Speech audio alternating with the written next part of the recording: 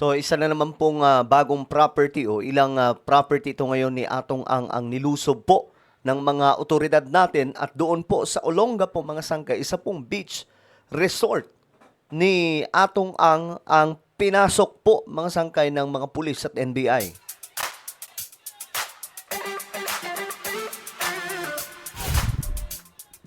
Hello guys, magandang oras po sa inyong lahat. Ito, magbigay lamang po tayo ngayon ng update tungkol po dito sa nagtatago na si Atong ang bilyonaryo mga sangkay na most wanted ayon po sa DILG, no? Talagang grabe yung pagtugis sa kanya ngayon, pero matinik yan kasi may pera eh. Pero may bagong balita ngayon. May pinasok daw mga sangkay na beach resort ni Atong ang tanong, mga sangkay, nandun kaya siya? Bago tayo magpatuloy sa mga hindi pa po dyan nakakapag-subscribe, tayo pa ay road to 2 million subscribers na. Padami po tayo ng padami dito sa YouTube, kaya naman ano pang hinihintay ninyo? Makikita nyo po yung subscribe button sa baba ng video na to. I-click nyo lamang po yung subscribe, i-click ang bell, at i-click nyo po yung all. Sa mga nanonood naman po sa Facebook, i-follow nyo po yung ating Facebook page. Okay. Ito yung balita, no? Ito yung beach na pinasok po mga sangkay. Ayan. Isang resort ni Atong ang sa Zambales. Pinuntahan daw po ng otoridad. Ito yon.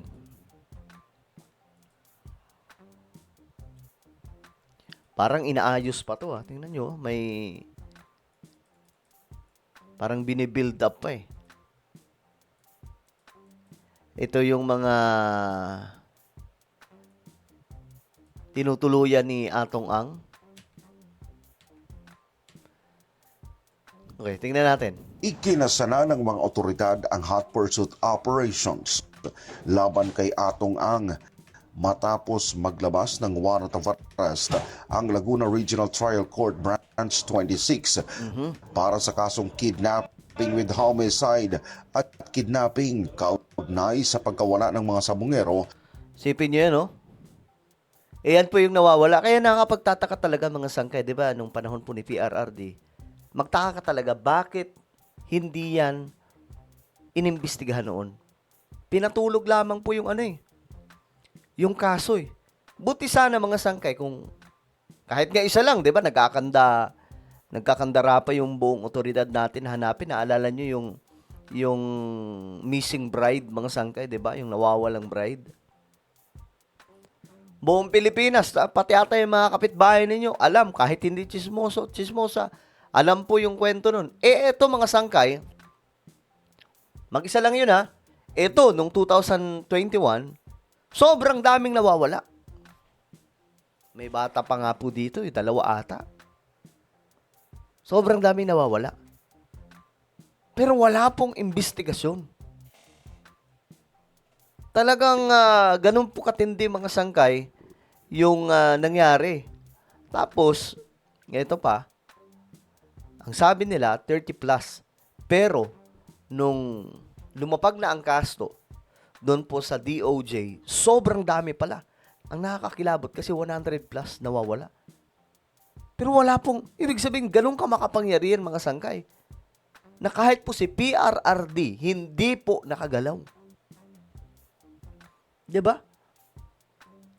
Itong presidente natin si BBM, malabo masuhulan 'yan, mayaman 'yan mga sangkay. 'Di ba? Ano 'yan eh? Ano tawag dito? Paano ba? Bilyonaryo ba? Nasa kanila yung Marcos Gold, Marcos Wealth, 'di ba? Ngayon mga sangkay, ito yung latest update tungkol diyan. Mga kapamilya, pasado alauna na ng hapon ngayong Martes, January 20 at nandito ang mga operatiba ng NBI NCR kasama ang NBI Olongapo sa AA Beach House dito sa Barangay Pundakit sa San Antonio, Zambales. Bitbit ang isang warrant of arrest for kidnapping and serious illegal detention case issued ng Branch 26 ng Santa Cruz, Laguna RTC para isilbi kay Atong ang. Pasado alauna ng hapon nang makapasok ang mga operatiba sa loob ng gate ng resort. Pero hanggang 5 ahente lamang ng NBI ang pinayagang makapasok sa loob. 5 NBI lang ang Isang pinapasok. caretaker ang sumalubong sa mga ahente ng NBI. Ayon sa taga-NBI, wala silang ibang naabutan sa loob kundi ang caretaker kasama ang ilang mga construction workers. Tumanggi namang magbigay ng pahayag ang caretaker ng beach house. Ayun sa pagkakaalam ko, ayon sa mga caretaker din, kasi matagal na rin po tayong punong barangay o kapitan dito sa barangay, So, siya yung kapitan dyan, mga sangkay. ay pag-aari po ni Boss Atong Ang. Pero hindi ko pa po siya nakikita. Pero ang narinig ko sa kanila is sa kanya po ito. Pero bago po ba ito, mayroon po ba tayong nakita mga parang kahinahina na movement dito sa area, palabas lalo na dito sa area natin? Wala naman po. Actually, labas-pasok kami dito dahil nga po laging tinatamaan ng bagyo po ito. Wala naman po kaming kahinahina lang nakikita bukod sa paggagawa lang ng construction. Mula dito sa Zambales, Okay, so wala pong nadatnan mga sangkay. So talagang matinik, no? May mga nagsasabi nga po na posible daw pong nasa Leyte, posibleng nasa Visayas po, ewan ko. Pero yung ano niya, mga sangkay, yung dati niyang tropa, yung pinagkakatiwalaan niya mga sangkay na ngayon tumiwalag na at yun na po yung nagsasalita laban sa kanya. Sabi niya, baka nasa ibang bansa na. Posible daw, backdoor, mga sangkay, or alam niya naman sa Pilipinas. 'Di ba? Latagan lang yan ng ilang milyon. Tapos, ang laban. So, ngayon, mga sangkay, wala pa rin po. Nawawala pa rin po si Atong Ang. Kasi dapat nung una pa po ito inasikaso, 'di ba? Sabi nga po ni Boying Rimulya, ganun ka makapangyarihan daw mga sangkay na kahit po yung Senado, wala po ring nagawa noon. Pero yun yung pinagtripan nga lang daw yan nila Bato eh. Ayon po yan sa sinasabi mga sangkay ni Rimulya, pinagtripan lang daw po ng Senado ito. Hindi po sineryoso. Ganun katindi ang ginawa nila mga sangkay. Hindi naman lang sila naawa. Sa dami na ito, yan po mga sangkay. Itong mga nakikita nyo, ilan lang to sa mga nawawala. Mas marami pa po yung nasa listahan talaga. So, ganyan po ka-brutal ang sinapit sa kanila. Tingin nyo mga sangkay, nasa lang sila, nasa isang isla. Nagtatago-taguan o di kaya nagbabakasyon. 2021 pa po yan, mga sangkay nawawala. 2021, sumabog ang issue, panahon po yan ni PRRD, pero wala pong may gumalaw. Ibig sabihin, sino yung weak leader? Tingin nyo, sino ang weak leader? Si BBM o si PRRD? Kay BBM, tinugis tong mga to di ba? Tinugis si Atong Ang, tinugis. Marami mga korap ngayon, pinapanagot.